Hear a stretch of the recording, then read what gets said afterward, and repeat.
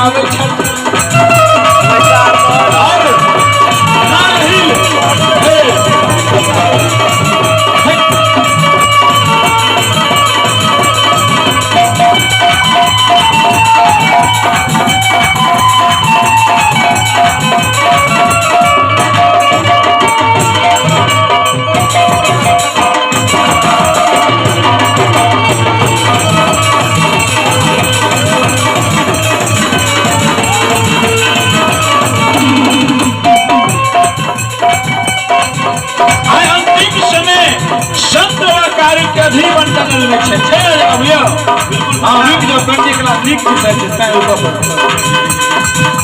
और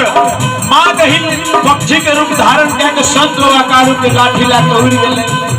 और माँ कमला बाघिन के रूप धाकर संत आकार के सामने ले हाथ में लाठी नहीं थे आगू बाघिन थे सरकार धार्मिक क्षण में लुल्ली बाघिन के देख रहे